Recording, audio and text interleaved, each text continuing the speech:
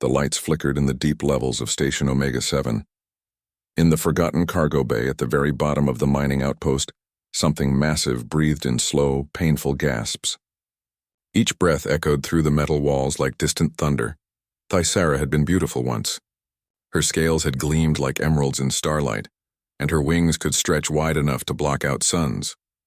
Now those same scales had faded to the color of old ash. Her mighty wings lay folded against her sides, too weak to lift. The great dragon queen was dying, and everyone on the station knew it. Above her in the main levels, aliens of many kinds went about their daily business.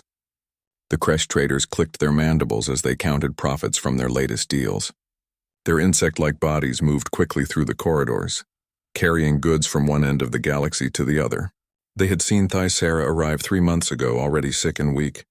Now they whispered among themselves that death would come soon. The Luminari diplomats floated through the station like living light, their translucent bodies glowing with soft colors that showed their moods. Today their light was dim and blue, the color of sadness. They had offered to help Thyssara pass peacefully into the next life, but the proud dragon had refused. The Luminari did not understand why she chose to suffer when death could be gentle and quick. Even the brutal Gorvan mercenaries, who feared nothing in battle, gave the cargo bay a wide circle. Their thick armored hides and massive weapons meant nothing against the ancient power that still flickered in Thyssara's eyes. But they too whispered that her time was ending. Some said it would be a mercy to help her die faster. In the maintenance levels below the cargo bay, Hyun worked alone with his tools. The human mechanic had lived on Station Omega-7 for 5 years now, fixing whatever broke down, and on a mining station at the edge of space, something was always breaking down. Hyun was not young anymore. Gray streaked his black hair, and deep lines marked his weathered face. His hands were permanently stained with oil and grease from years of repair work. His blue coveralls had seen better days, patched in dozens of places where sparks had burned through the fabric. He had heard about the dragon like everyone else. The whole station had felt it when she arrived, her massive ship barely able to land in the docking bay. She had crawled out of her vessel like a wounded animal, seeking only a dark, quiet place to rest. The cargo bay had been empty, so the station administrator had let her stay. That was 3 months ago. Since then, the great Thyssara had not moved from that spot. Food brought to her remained untouched. Water sat in puddles where it had been placed. She seemed to be waiting for something, though no one knew what. Hyun respected that waiting. He had seen enough death in his years as a mechanic to know it came in its own time. His job was to keep the station running, not to interfere with the natural order of things. So he worked in the levels below, close enough to hear the dragon's breathing but far enough away to give her peace. The sound of tiny claws on metal made him look up from the plasma conduit he was repairing. Something small moved in the shadows near the ventilation shaft. Hyun set down his welding torch and listened carefully. There it was again. Scratch, scratch, scratch. Like little feet trying to find purchase on smooth metal. Hyun had heard mice in the walls before, though he had never seen any on the station, but this sound was different. Heavier. More deliberate. A small head peeked around the corner of a support beam. Hyun blinked in surprise. It was a tiny dragon, no bigger than a house cat. Her scales were silver like starlight, and her eyes were the deep green of her mother's, though much brighter. She looked at Hyun with curiosity instead of fear. This had to be Thyssara's child. No one on the station had known the great dragon was carrying an egg when she arrived. The baby must have hatched sometime in the past few weeks, hidden in the darkness of the cargo bay. The little dragon was thin. Too thin. Her ribs showed through her silver scales and her movements were weak with hunger. She had probably been surviving on scraps, maybe drinking condensation from the walls. Her mother was too sick to hunt, too weak to care for her properly. Hyun moved slowly, not wanting to startle the small creature. He reached into his lunchbox and pulled out a protein bar. The baby dragon's eyes fixed on the food immediately.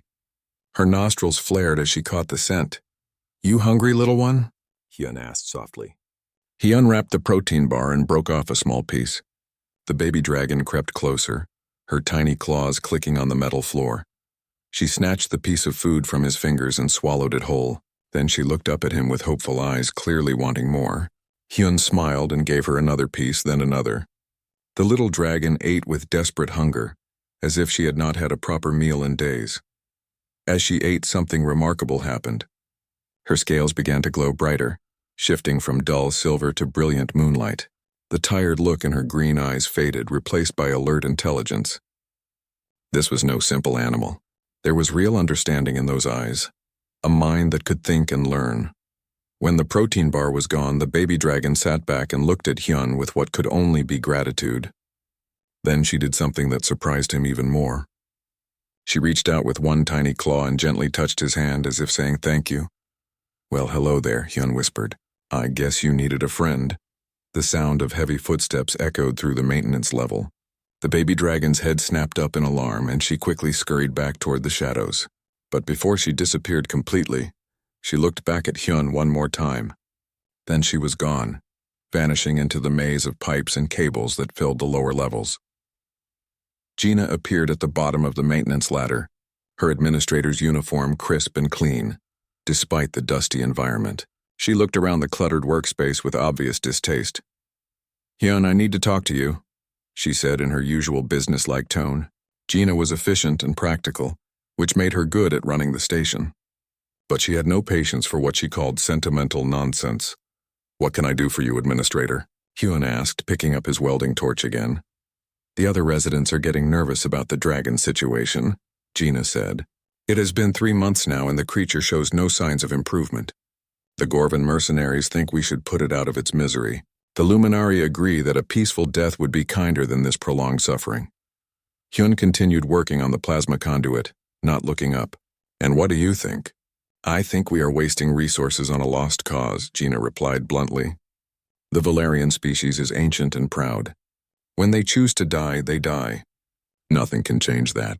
We should focus on the living instead of the dying." "Maybe," Hyun said quietly.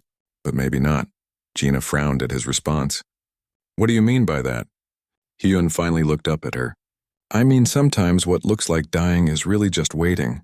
Sometimes what looks hopeless just needs someone who refuses to give up." "That is human thinking," Gina said with a shake of her head. "The other species understand acceptance. They know when to let go. This stubborn refusal to accept reality is purely human foolishness." "Maybe," Hyun said again, returning to his work. "But it has served us well so far." After Gina left, Hyun worked in silence for another hour, but his mind kept returning to the tiny dragon with the silver scales and intelligent green eyes. Somewhere above him, in the darkness of the cargo bay, 2 lives were fading away while the galaxy watched and waited for the inevitable. But Hyun was human, and humans, as Gina had said, were stubborn about accepting reality, especially when reality looked like it could use some changing. 3 days passed before the little silver dragon appeared again. Hyun had started bringing extra food to work, hoping she would return. He left small pieces of protein bars near the ventilation shafts and checked them each morning. The food always disappeared, but he never saw who took it. On the 4th day, Hyun was deep in the engine room working on a faulty gravity generator. The massive machine hummed and sparked as he tried to realign its power couplings. Sweat dripped from his forehead as he wrestled with the heavy components. The gravity generator was old and temperamental, like most equipment on Station Omega-7. A soft scratching sound made him pause. He looked around but saw nothing unusual. The scratching came again, this time from behind a panel near the floor. Hyun set down his tools and walked over to investigate. The panel was loose, held in place by only 2 screws. He had been meaning to tighten it for weeks but never found the time. Now he realized something small could easily squeeze through the gap. "Hello there," he called softly. "Is that you, little one?" A pair of bright green eyes appeared in the darkness behind the panel. The baby dragon squeezed through the opening and stood on the metal floor, looking up at Hyun with obvious trust. She was bigger than before, he noticed. The food had helped her grow stronger. "You came back," Hyun said with a smile. He reached into his tool bag and pulled out a sandwich he had brought for lunch. The little dragon's eyes followed his every movement. He tore off a piece of the sandwich and held it out to her.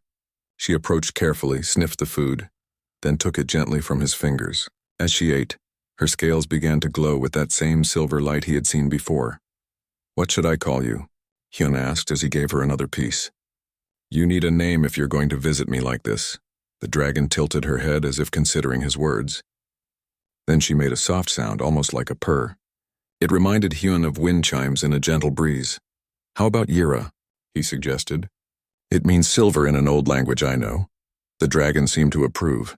She finished eating and then did something unexpected. Instead of running away like before, she sat down and watched Hyun work. Her intelligent eyes followed every movement as he returned to the gravity generator. Hyun found himself talking to her as he worked, explaining what he was doing. "This coupling here controls the field strength," he said, pointing to a complex assembly of wires and crystals. "When it gets misaligned, the whole generator starts to wobble." Yira crept closer, clearly fascinated by the sparks and flashing lights. She seemed to understand that Hyun was fixing something, making it work better. When he reached for a tool that had rolled too far away, she darted forward and pushed it back to him with her nose. "Thank you," Hyun said, surprised. "You are very smart, are you not?" The repair took 2 hours and Yira stayed the entire time. She learned to anticipate what tools Hyun needed and helped retrieve them when they fell. Her small size allowed her to crawl into spaces that were too tight for human hands. By the time the gravity generator was humming smoothly again, they had developed a working partnership. "Well, that was much easier with your help," Hyun told her as he packed up his tools. "Maybe you have a future as a mechanic." Yira made that purring sound again, her scales glowing brightly with what Hyun interpreted as happiness. But then her expression changed. Her head turned toward the ceiling and her scales dimmed to a worried gray color. "What is it?" Hyun asked, following her gaze. Heavy footsteps echoed from the corridor above. Multiple sets of feet moving with purpose. Yira quickly scurried back toward the loose panel, but not before touching Hyun's hand with her claw in what had become their gesture of farewell. The footsteps grew louder, and voices joined them. Hyun recognized the harsh growling of the Gorvan mercenaries. They were speaking their own language, but he caught enough words to understand they were talking about the dragon situation. Gina's voice cut through the alien chatter. "The decision has been made," she was saying. "We cannot let this continue indefinitely. The creature has had 3 months to recover. If it cannot save itself by now, intervention is required." Intervention in station politics usually meant something unpleasant. Hyun quickly climbed the maintenance ladder to the main corridor level. He found Gina standing with 3 Gorvan mercenaries outside the cargo bay entrance. The aliens were massive creatures, nearly 8 feet tall, with thick gray hide that looked like natural armor. Their weapons hung heavy on their belts. "Administrator," Hyun called out. "What is happening here?" Gina turned to face him, her expression stern. "We are going to resolve the dragon situation, Hyun. The Gorvans have offered to handle it quickly and humanely." The largest Gorvan, whose name was Krug, stepped forward. His voice rumbled like grinding stone when he spoke. "The dying time is finished," he said in broken galactic standard. "Dragon suffers too long. We end suffering now." "Wait," Hyun said, moving between the mercenaries and the cargo bay door. "You cannot just kill her. She's not dead yet. Maybe she will recover." "Dragons do not recover from death choosing," said one of the other Gorvans. "Is known thing. When they decide to die, they die. We make it faster. But what if she is not choosing to die?" Hyun argued. "What if she is just sick and needs help?" Krug laughed, a sound like boulders rolling down a mountain. "Human thinks can save ancient dragon queen. Very funny. Even dragon healers cannot help when death time comes. How do you know her death time has come?" Hyun pressed. "Have you examined her? Talked to her? Or are you just assuming because that is what usually happens?" Gina stepped forward impatiently. "Hyun, this is not your concern. The other residents want this resolved. The Luminari agree it would be merciful. Even the Kresh think we are wasting time and resources." "I know it looks hopeless," Hyun said, "but I have seen her child. The baby dragon is still alive, still growing. Would a mother choose death while her child needs her?" This made the Gorvans pause. In their culture, protecting young was the highest duty. Krug frowned, his scarred face showing confusion. "You have seen Dragon Child?" he asked. "Yes," Hyun replied. "She comes to visit me while I work. She is hungry and alone, but very much alive. If her mother dies, what happens to her?" "Dragon young survive on own," said another Gorvan, but he sounded less certain now. "This one is too small," Hyun insisted. "She barely weighs as much as a house cat. She cannot hunt or defend herself. If you kill her mother, you kill them both." Gina looked frustrated. "Even if that is true, what alternative do you suggest? We cannot care for 2 dragons indefinitely. This is a mining station, not a sanctuary." "Give me time," Hyun said. "Let me try to help them. If I can make a difference, will you wait?" "How much time?" Gina asked. 2 weeks, Hyun said. "If I cannot improve their situation in 2 weeks, then He could not finish the sentence. Krug looked at his fellow mercenaries, then back at Hyun. Human wants to try healing ancient dragon queen. Is impossible thing, maybe, Hyun admitted. But impossible things are what humans do best. The Gorvans exchanged glances. Their species respected courage even when it seemed foolish. After a long moment, Krug nodded slowly. 2 weeks, he rumbled. Then we finish what should have finished long ago. As the mercenaries walked away, Gina shook her head. You are making a mistake, Hyun. Some things cannot be fixed no matter how hard you try. Maybe, Hyun said again. But I have to try anyway. That night, Hyun sat in his small quarters thinking about impossible things. Outside his window, the stars shone cold and distant. Somewhere in the cargo bay below, 2 lives hung in the balance. He had 2 weeks to prove that human stubbornness could succeed, where ancient wisdom said it must fail. It would not be easy.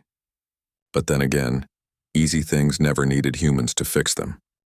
The next morning, Hyun arrived at work early with a plan. If he was going to help Thaisara and Yira, he needed to understand what was really wrong.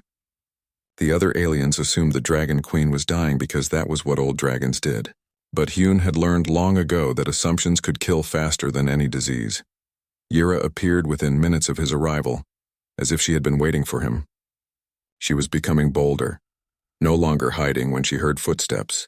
Her trust in Hyun was complete now, and her silver scales glowed brighter each day as regular meals made her stronger.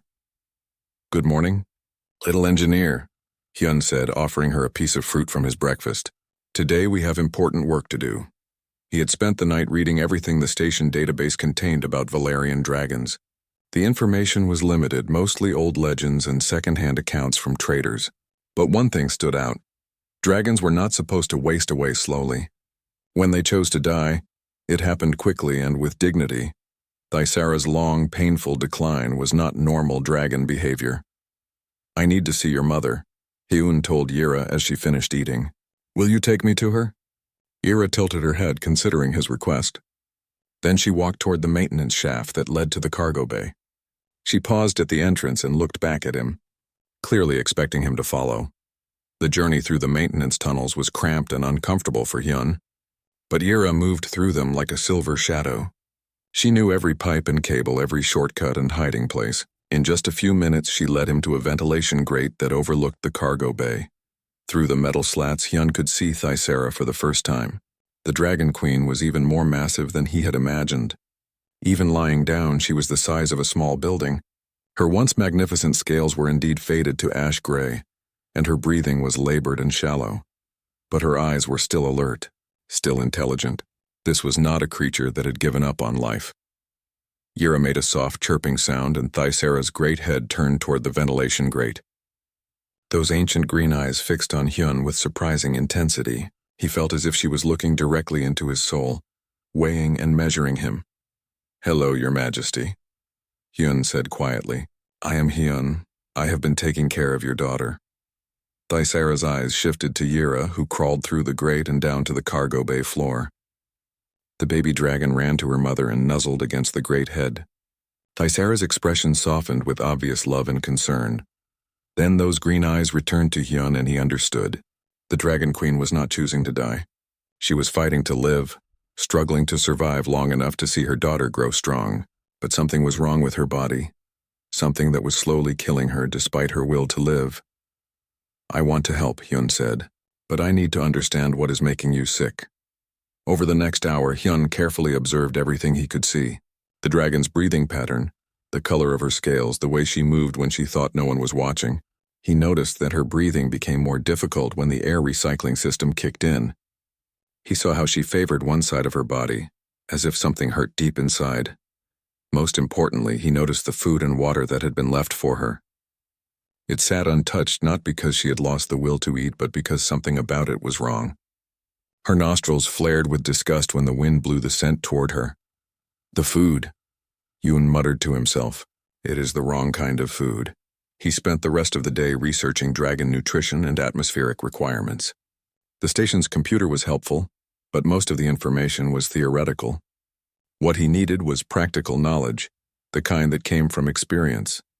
That evening he sought out Dae, his former apprentice who now worked in station security. Dae was younger than Hyun, with sharp eyes and quick hands that had made him an excellent mechanic before he changed careers. "I need a favor," Hyun told him over dinner in the station cafeteria. "This is about the dragon, is it not?" Dae asked. "Gina told everyone about your 2-week deadline. People think you have lost your mind." "Maybe I have," Hyun admitted, "but I think I know what is killing her. The food they have been bringing is processed station rations. Dragons are hunters. They need fresh meat, not synthetic proteins. So get her fresh meat," Dae said with a shrug. "It is not that simple. The only fresh meat on this station walks around on legs or flies through the air vents. And there is another problem. I think the station atmosphere is poisoning her slowly." Dae frowned. "The atmosphere is fine for every other species here. But dragons evolved on worlds with different atmospheric compositions. The recycled air here might be toxic to her respiratory system over time. That would explain why she gets worse when the air recyclers turn on," Dae said thoughtfully. "But what can you do about it? You cannot change the atmosphere of the entire station." "No, but I might be able to create a clean environment in the cargo bay, and I think I know where to get the right kind of food." Dae looked worried. "What are you planning, old friend?" "Nothing illegal," Hyun said with a grin. "Just creative." The next day, Hyun put his plan into action. He started by modifying the atmospheric systems in the cargo bay, installing additional filters and scrubbers that would remove the industrial chemicals that accumulated in recycled station air. It was delicate work that required bypassing several safety systems. But Hyun had been modifying station equipment for years. Yira helped by crawling into spaces too small for human hands and following his precise instructions. She seemed to understand that they were working to help her mother, and her assistants became more sophisticated each day. She learned to identify different types of wires by color and could operate simple tools with her claws. For food, Hyun contacted the creche traders and negotiated a deal. The insectoid merchants occasionally dealt in exotic foods for wealthy clients. They could acquire fresh protein sources from their next trading run, though it would cost most of Hyun's savings. "You are spending your retirement money on dragon food," Dae pointed out when Hyun told him about the purchase. "Retirement is for quitters," Hyun replied. "I have work to do." 3 days into his plan, Hyun noticed the first signs of improvement. Thysera's breathing became easier when the new air filtration system was running. Her eyes seemed brighter, more alert. She even lifted her head when Yira brought her small pieces of the fresh meat that had arrived on the latest creche trading ship. But not everyone was pleased with these developments. On the 4th day, Krug and his fellow Gorvans appeared in the cargo bay, their weapons prominently displayed. "Human meddles with natural order," Krug growled. "Dragons should die with honor, not cling to life like frightened animal." "She is not clinging to life," Hyun argued, standing protectively in front of his equipment. "She is fighting to live. There is a difference." "No difference," said another Gorvan. "Dead is dead. Suffering is suffering. We end both now." Thysera raised her great head and looked directly at the mercenaries. Even weakened by months of illness, she was still an imposing sight. Her eyes burned with ancient fire, and a low rumble came from deep in her chest. The Gorvan stepped back involuntarily. "She does not look ready to die to me," Hyun said. Krug frowned, clearly conflicted. "Dragon Queen shows strength still, but strength fades. Better to die strong than weak. Better to live strong than die at all," Hyun countered. "Give me the rest of my 2 weeks. If I am wrong, you can do what you think is best. But if I am right, you will have helped save something magnificent." The Gorvans exchanged glances, then looked back at Thysera. The Dragon Queen met their eyes without flinching, her gaze proud and defiant. "One more week," Krug finally said, "then no more delays." As the mercenaries left, Hyun felt the weight of shortened time pressing down on him.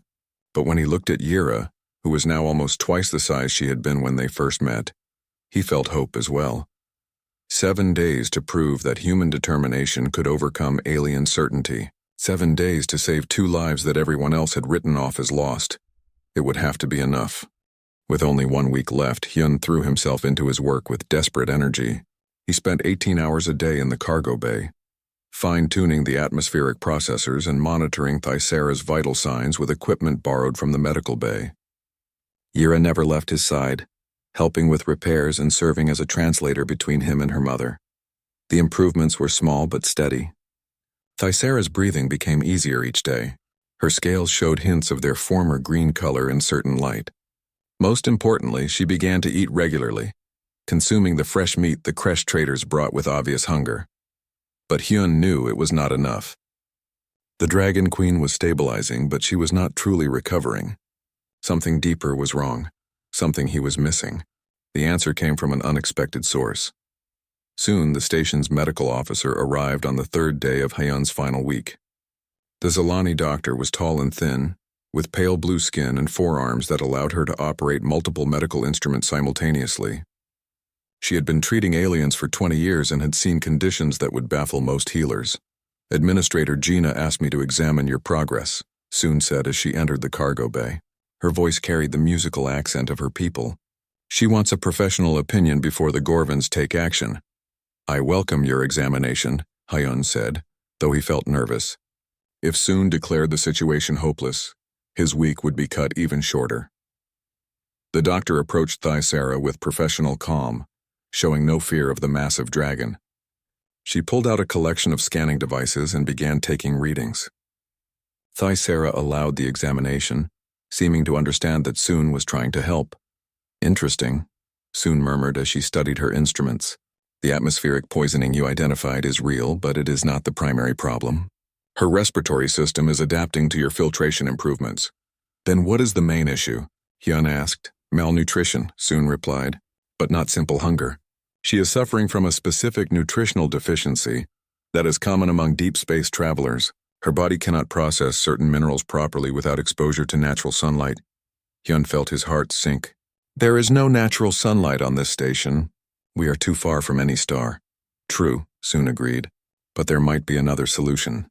I have treated this condition before in other species. Synthetic light therapy can work if the wavelengths are precisely calibrated. It would require specialized equipment, though." "What kind of equipment?" Hyun asked. Soon showed him readings from her scanner. "A full-spectrum medical light array, properly programmed for Valerian physiology. The medical bay has such equipment, but it is designed for much smaller patients." Hyun studied the specifications, his mind racing. "Could we modify it? Scale it up for someone Thyssara's size?" "Theoretically, yes," Soon said slowly, "but it would require significant changes to the power grid and cooling systems. The energy requirements alone would be enormous." "How enormous?" Hyun pressed. Soon did some quick calculations. "You would need to redirect power from at least 3 major systems: life support, artificial gravity, or main communications. The station could not run at full capacity while the treatment was ongoing." "For how long?" "Several days of continuous exposure, minimum. Possibly a week or more." Hyun felt the weight of the problem settling on him. Asking Gina to shut down major station systems for an experimental treatment would be nearly impossible. The other residents would never agree to the inconvenience and risk. But as he looked at Thyssara, who was watching their conversation with obvious understanding, he made his decision. "I need to talk to some people," he told Soon. "Can you help me design the modifications?" "I can provide the medical specifications," Soon replied. "But convincing Administrator Gina to approve this will be your challenge." That evening, Hyun called a meeting in the station's main conference room. He invited representatives from each alien species along with Gina and the key station personnel. The room was crowded and tense, with the Gorvins standing at the back like stone monuments. "I have identified the cause of Queen Thyssara's illness," Hyun began. "It can be treated, but the process will require significant sacrifices from everyone on this station." He explained the medical diagnosis and the proposed light therapy treatment. The room grew quieter as he detailed the power requirements and system modifications needed. "You want us to shut down half the station to save one dragon?" asked Keth, the lead Kresh trader. His mandibles clicked with agitation. "This would delay our shipping schedules for weeks. The communication blackout alone would cost us thousands of credits in missed business," added Vera, the luminary diplomat. Her normally calm glow flickered with anxiety. "And if treatment fails, we suffer for nothing," Krug rumbled from the back of the room. Gina looked around the room, gauging the mood. "The objections are reasonable, Hyun. You are asking for too much." "I am asking you to save a life," Hyun replied. "2 lives, actually. What is that worth to all of you?" "Individual lives matter less than the greater good," said Keth. "This is simple mathematics." "No," Hyun said firmly. This is about what kind of people we choose to be. Do we give up when things get difficult, or do we find ways to help each other? Young Dae stood up from his seat near the front. I support Hyun's plan, he said loudly. I volunteer to help with the technical modifications. An unexpected voice joined him. As do I, said Dr. Soon. From a medical standpoint, this treatment has a high probability of success. One by one, other humans in the room began to voice their support. Min, who worked in communications, offered to help manage the system shutdowns. Un, from the engineering department, volunteered to assist with the power grid modifications. But the alien representatives remained skeptical. The debate continued for 2 hours, with neither side willing to compromise. Finally, Thyssera herself settled the matter. The conference room's speakers crackled to life with a sound none of them had heard before, a dragon's voice speaking in perfect galactic standard. The words were weak and hoarse but unmistakably intelligent. I am Thyssera, last keeper of the Valerian archives, the voice said. I carry within my memory the star charts of 1,000 lost worlds, the engineering secrets of civilizations that died before your species learned to walk upright. The room fell completely silent. Even the Gorvans stopped their restless shifting. If you save my life, Thyssera continued, I will share this knowledge freely. Technologies that could revolutionize your ships, your cities, your very understanding of the universe. I offer this not as payment, but as partnership. Keth's mandibles clicked rapidly as he processed the implications. Ancient Valerian technology was legendary throughout the galaxy, worth more than entire star systems. You would really share such knowledge? Vera asked, her glow brightening with excitement. I would, Thyssera replied, but only if you choose to help me not for profit, but because it is right. I will know the difference. The vote that followed was unanimous. Even Krug and his fellow Gorvans agreed that the potential knowledge was worth the risk and inconvenience. Very well, Gina said with a sigh. We begin modifications tomorrow, but if this fails, Hyun, the consequences will be severe. Understood, Hyun replied, but it will not fail. As the meeting broke up, Yura appeared in the conference room, having followed the sound of her mother's voice through the ventilation system. She ran directly to Hyun and climbed onto his shoulder, her scales glowing with bright silver happiness. We did it, little engineer, Hyun whispered to her. Now comes the hard part. But for the first time in weeks, Hyun felt truly optimistic. The aliens had agreed to help not because they were forced to, but because they had been reminded that some things were worth fighting for. Tomorrow, they would find out if human determination could really work miracles. The modifications took 3 days of non-stop work. Every human on the station volunteered their time, along with several aliens who had been swayed by Thyssera's promise of ancient knowledge. The cargo bay was transformed into a massive medical facility, with power cables snaking across the floor and cooling units humming in every corner. Hyun barely slept during those 3 days. He worked alongside Dr. Soon to calibrate the light arrays, making sure every wavelength was precisely tuned for Valerian physiology. Yura helped by testing the smaller components, her scales serving as a natural indicator of whether the light frequencies were correct. The energy readings are stable. Min reported from the makeshift control station they had built near the cargo bay entrance. All systems are green for activation. Thyssera lay in the center of the modified bay, surrounded by 12 massive light projectors. The Dragon Queen had grown noticeably stronger over the past few days, but she was still far from her former majesty. Her scales remained dull gray and her movements were slow and careful. Are you ready, Your Majesty? Hyun asked as he made the final adjustments to the primary array. I am ready, Thyssera replied, her voice stronger than it had been during the conference call.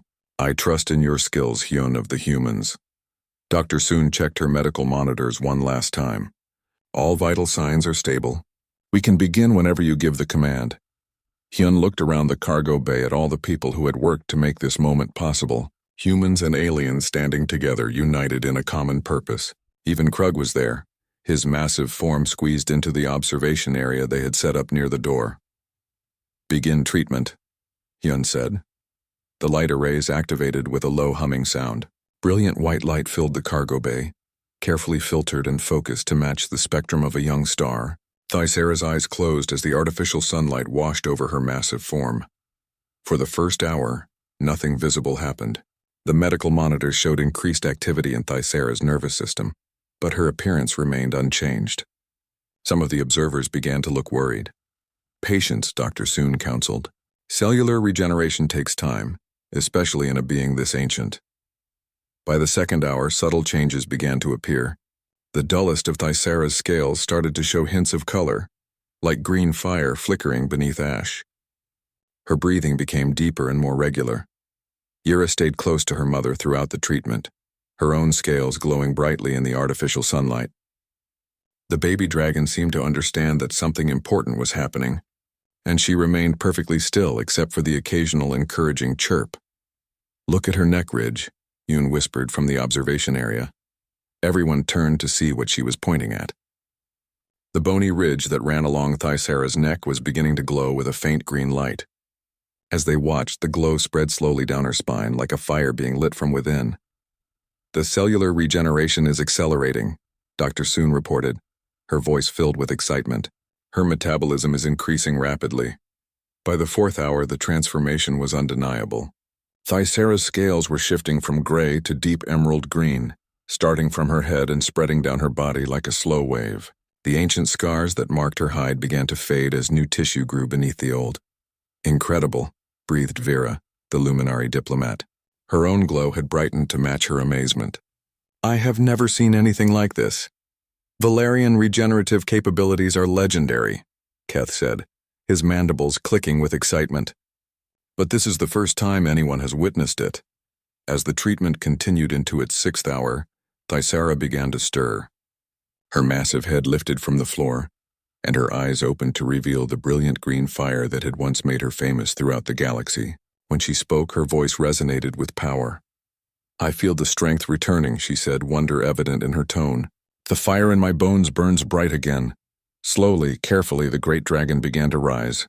It took her several minutes to unfold her massive limbs, each movement deliberate and testing. The observers held their breath as she stretched to her full height for the first time in months. Thyssera was magnificent. Her emerald scales gleamed like polished jewels, and her wings spread wide enough to touch the cargo bay walls. She was easily 40 feet long from nose to tail, with a presence that filled the entire space. Even the fearless Gorvin stepped back in awe. "The treatment is complete," Dr. Soon announced. "All readings are within normal parameters." Thyssera looked down at Hyun with eyes that burned like green stars. "You have done more than save my life, little mechanic. You have reminded me why the universe is worth preserving." She lowered her great head until she was eye level with Hyun. "I name you Keeper Friend, the first non-Valerian to hold such a title. You will have access to all the knowledge I possess and my protection for as long as you live." Yura flew up from the floor, her wings finally strong enough to support her weight. She had grown during the treatment as well. Now the size of a large dog with scales that shimmered like liquid silver. She landed on Hyun's shoulder and nuzzled his cheek affectionately. "She has chosen you as her partner," Thyssera explained. "In Valerian culture, this is the highest honor a dragon can bestow. You are bonded now, for life." The implications of this bond would become clear over the following days. Yura's intelligence was far beyond what anyone had realized. She could understand complex technical concepts and communicate them through a combination of sounds, gestures, and direct mental connection with Hyun. She became not just his helper, but his true partner in all his work. "Now," Thyssera said, addressing the gathered crowd, "let me fulfill my promise." Over the next several hours, she shared knowledge that revolutionized their understanding of technology. She taught them about power sources that could run for centuries without fuel, metal alloys that could repair themselves, and navigation techniques that could cut travel time between stars by half. Keth frantically took notes as she explained improved cargo storage systems. Vera recorded everything about advanced communication arrays that could send messages across galactic distances instantly. Even Krug listened intently as she described weapon technologies that could disable rather than destroy. "This knowledge comes with responsibility," Thyssera warned. "Use it to build, not to destroy. To unite species, not divide them. The humans have shown what is possible when different peoples work together for a common goal." As the sharing session continued, Hyun found himself surrounded by grateful aliens who wanted to shake his hand or express their thanks in their own cultural ways. The creche offered him trading partnerships. The Luminari promised to spread word of his achievements to their diplomatic networks. Even the Gorvins expressed grudging respect for his determination. But the moment that meant the most came when Gina approached him privately. "I owe you an apology," she said quietly. "I was wrong about acceptance and lost causes. Sometimes the impossible just needs someone stubborn enough to make it possible." "Sometimes," Hyun agreed with a smile. "But mostly it just needs people willing to help each other." As the day ended and the cargo bay slowly emptied, Hyun sat with Yera and watched Thaisara settle down for her first peaceful rest in months. The Dragon Queen's scales glowed softly in the dim light and her breathing was deep and easy. "What happens now?" Hyun asked. "Now we build something new," Thaisara replied. "A partnership between our species that will benefit the entire galaxy. But first you need sleep." "Even humans have limits," Yera chirped agreement and gently tugged at Hyun's sleeve. As they headed back to his quarters, Hyun realized that his life had changed forever. He was no longer just a mechanic fixing broken machines. He was part of something larger, something that could reshape the future of galactic civilization. And it had all started with refusing to accept that some things could not be saved. 6 months after Thaisara's recovery, Station Omega-7 had become the most important research facility in known space. Ships arrived daily carrying scientists, engineers, and diplomats from dozens of species, all eager to learn from the unprecedented partnership between humans and dragons. The mining equipment had been moved to make room for laboratories and workshops. The old cargo bay where Thaisara had nearly died was now a grand meeting hall where representatives from across the galaxy gathered to share knowledge and plan joint projects. Hyun stood in his new workshop, which was 3 times larger than his old maintenance area. Advanced tools lined the walls, gifts from grateful alien governments. But his favorites were still the simple hand tools he had carried for years, now enhanced with Valerian technology that made them incredibly precise and durable. Yera perched on a specially built platform beside his workbench. She was now the size of a horse with wings that could carry her around the station in graceful flight. Her silver scales had developed intricate patterns that seemed to shift and change in different light. She remained his constant companion and partner, helping with repairs that would have been impossible for him to complete alone. "The new apprentices arrived today," Yera said, speaking in perfect galactic standard. Her voice was musical like wind chimes made of crystal. Dragons learned languages quickly once their minds matured, and Yera had proven to be exceptionally gifted. "I know," Hyun replied, putting the finishing touches on a new type of gravity generator that combined human engineering with dragon knowledge. "Are you ready to help teach them?" "I am excited to share what we have learned," Yera said. "Mother says teaching is one of the greatest honors a keeper can have." Min and Yoon were among the first human apprentices to arrive at what was now officially called the Human Valerian Technical Institute. They came with eager minds and careful notebooks, ready to learn engineering principles that had been theoretical just months before. But they were not the only students. Young aliens from a dozen species had applied for the chance to study under Hyun and Thaisara. The selection process had been competitive, choosing only those who showed both technical skill and the cooperative spirit that made the partnership work. "Welcome to the Institute," Hyun said, as he addressed the new class in the main workshop. "You are here because you want to build things, fix things, and make the galaxy a better place. But more importantly, you are here to learn that the impossible becomes possible when different minds work together." Thaisara's voice echoed through the workshop's communication system. The Dragon Queen now had her own laboratories in the expanded lower levels, where she worked on projects too large for the main workshops. "Each species brings unique strengths to our partnership," she said. "Humans provide determination and creative problem-solving.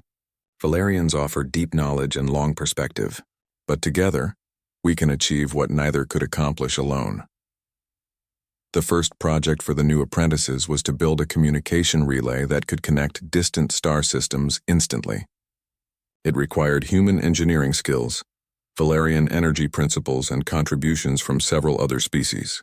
The creche provided rare materials, the Luminari offered energy field expertise, and even the Gorvins contributed their knowledge of armor and protection systems. As Hyun watched the mixed teams of students working together, he felt deep satisfaction. They argued sometimes, as all good engineers did, but they also listened to each other's ideas and built on them. Species barriers were dissolving in the face of shared purpose. "You have started something remarkable," Gina said, joining him in the observation area above the main workshop. She had been promoted to Director of Operations for the entire institute, managing the complex logistics of housing and feeding representatives from dozens of worlds. We all started it, Hyun corrected. I just refused to give up when things looked hopeless. That seems to be a human specialty, Gina observed with a smile. The other species are still learning to appreciate it. Indeed, the transformation in alien attitudes had been dramatic. The creche now spoke of human persistence as a valuable business asset. The Luminari had added determination to their diplomatic vocabulary. Even the Gorvans had begun to see stubborn refusal to accept defeat as a form of honor.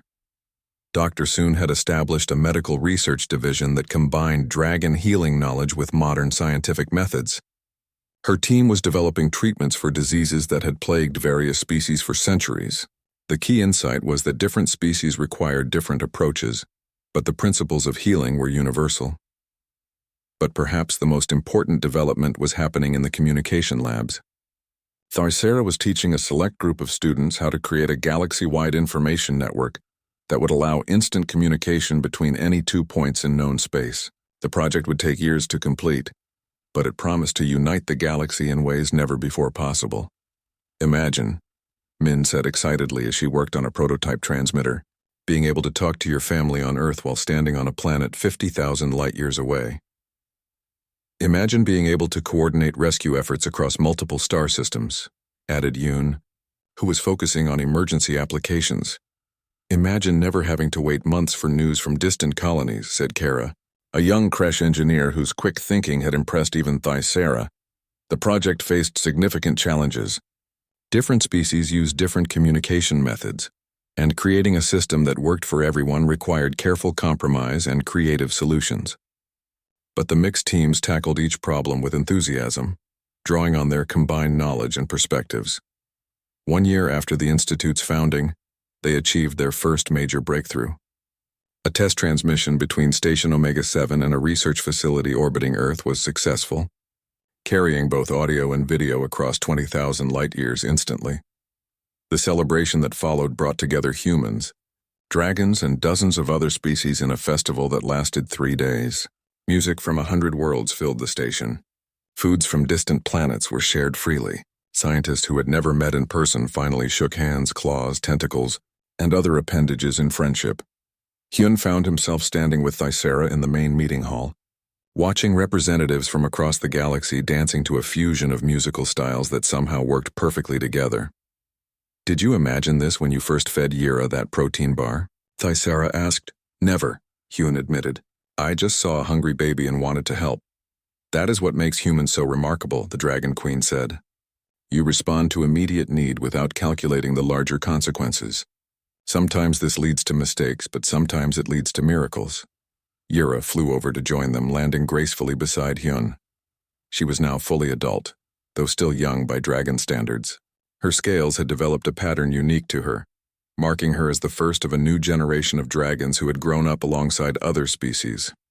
The new students are settling in well, she reported, though the young Gorvan keeps trying to arm wrestle everyone. That is their way of showing friendship, Thyssera explained with amusement. Let him win occasionally. It will improve diplomatic relations. As the celebration continued around them, Hyun reflected on how much had changed. He was no longer a lonely mechanic working in forgotten maintenance tunnels. He was now a respected teacher, a bridge between species, and the partner of one of the most remarkable beings in the galaxy. But in many ways, he was still the same person who had offered food to a hungry baby dragon. He still believed that every problem had a solution, that every life was worth saving, and that the impossible was just another word for not yet figured out. What is our next project? He asked Thyssera. I've been thinking about that, the Dragon Queen replied. There are reports of a dead system on the galactic rim, planets that lost their star to a cosmic accident. The other species consider it a lost cause, but the survivors are still alive in underground colonies. Reigniting a dead star, Hyun mused. That would be impressive even by our standards. Indeed, Thyssera agreed. It might take us 10 years to develop the necessary technology. Or 20, Yira added cheerfully. But we have time. Yun smiled as he watched the celebration continue around them. The galaxy was full of problems that needed solving, challenges that seemed impossible, and people who needed help. Fortunately, it was also full of beings willing to work together to make the impossible possible. The next morning brought news that would test their partnership in new ways. A priority message arrived from the Galactic Council, carried by the fastest courier ship available. The message was brief but urgent. A plague was spreading through the outer colonies, affecting multiple species in ways that had never been seen before.